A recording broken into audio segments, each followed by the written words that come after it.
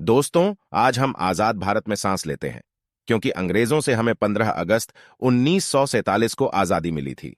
देश को आजाद कराने के लिए ना जाने कितने लोगों ने अपनी जीवन तक न्योछावर कर दिया था। हालांकि यहां भी आजादी के लिए लड़ने वाले खासकर दो अलग अलग विचारधाराओं में बटे हुए थे। पहले वो थे जो अंग्रेजों द्वारा किए जाने वाले अत्याचारों का जवाब उन्हीं की तरह खून देना चाहते थे, आजादी को अपने ताकत के दम पर छीनना चाहते थे। इनमें प्रमुख चंद्रशेखर आजाद, सरदार भगत सिंह आदि थे। दूसरे वो जो इस खूनी मंजर के बजाय शांति की राह पर चलकर देश को आजादी दिलाना चाहते थे। इनमें सबसे प्रमुख नाम महात्मा गांधी का है। उनके इसी शांति, सत्य और अहिंसा का पालन करने वाले रवैये के कारण लोग उन्हें महात्मा संबोधित करने लगे थे। आइए, आज हम आपको इस वीडियो के माध्यम से महात्मा गांधी के बारे में और भी जानकारियां साझा करते हैं। महात्मा गांधी का जन्म 2 अक्टूबर 1869 को गुजरात के पोरबंदर नामक स्थान पर हुआ था। उनका पूरा नाम मोहनदास करमचंद गांधी था। उनके पिता का नाम करमचंद गांधी था, जो कि सनातन धर्म के पंसारी जाति से संबंध रखते थे। इनकी माता का नाम पुतलीबाई था। गांधी जी का विवाह 1883 में 13 वर्ष की आयु में कस्तूरबा से हुआ था। उनका यह बाल विवाह उनके माता पिता के द्वारा तय किया गया था, जिसके पश्चात 15 वर्ष ही आयु में ही गांधी जी के पहले पुत्र का जन्म हुआ। परंतु यह बालक अल्पायु था और जन्म के कुछ समय पश्चात ही इसकी मृत्यु हो गई। गांधी जी के 4 पुत्र थे, जिनका नाम हरिलाल, रामदास, मणिलाल, देवदास गांधी था। कस्तूरबा गांधी ने गांधी जी का जीवन भर सभी आंदोलनों में साथ दिया और एक सच्ची सहभागिनी की तरह जीवन भर गांधी जी के साथ रही।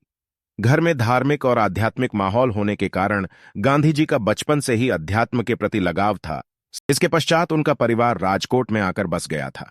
बॉम्बे यूनिवर्सिटी से मैट्रिक परीक्षा पास करने के बाद उन्होंने सामलदास कॉलेज में दाखिला लिया, परंतु वहां गांधी जी को खास रुचि नहीं आई। इसके बाद उच्च शिक्षा के लिए वे इंग्लैंड चले गए। इसके बाद इंग्लैंड से उन्होंने बैरिस्टर की डिग्री प्राप्त की। इंग्लैंड से अपनी बैरिस्ट्री पूरी करने के पश्चात गांधी जी राजकोट में आकर वकालत करने लगे। इसी बीच दक्षिण अफ्रीका में भारतीय व्यापारी सेठ अब्दुल्ला के बुलावे पर दक्षिण अफ्रीका चले गए। वहां डरबन से ट्रेन के माध्यम से उन्हें प्रिटोरिया जाना था, जिसके लिए उन्होंने रेल की फर्स्ट क्लास का टिकट लिया।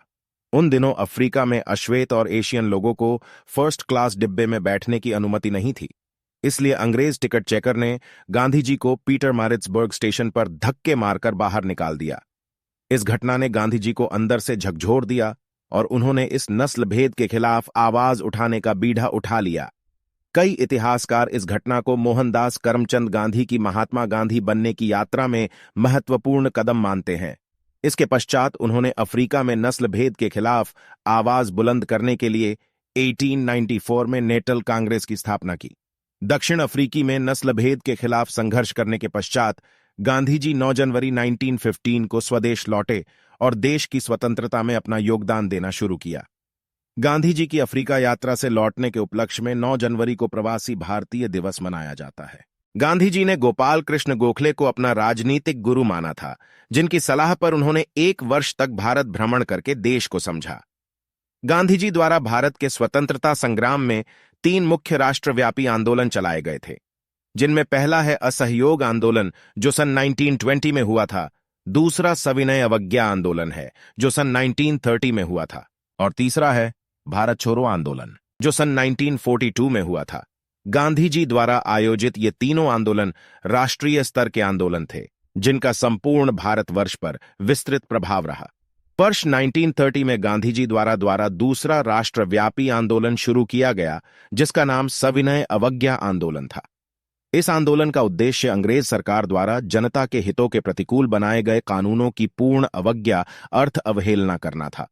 इसी आंदोलन के परिणाम स्वरूप गांधी जी द्वारा दांडी यात्रा का आयोजन किया गया, जिसके पश्चात गांधी जी द्वारा अंग्रेजों के नमक कानून की अवहेलना करते हुए नमक बनाया गया था।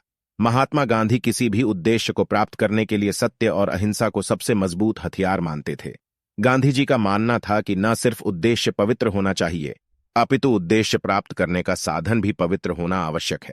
देश के इस महान सपूत की आजादी के सिर्फ 1 वर्ष बाद ही 30 जनवरी सन 1948 को संध्या की पूजा के लिए जाते वक्त नाथूराम गोडसे नामक हत्यारे द्वारा गोली मारकर हत्या कर दी गई। गांधी जी की मृत्यु पर दुनिया भर के महापुरुषों ने शोक जताया था। दिल्ली में राजघाट पर महात्मा गांधी जी समाधि बनी है, जो आज भी करोड़ों लोगों की प्रेरणा का स्रोत है।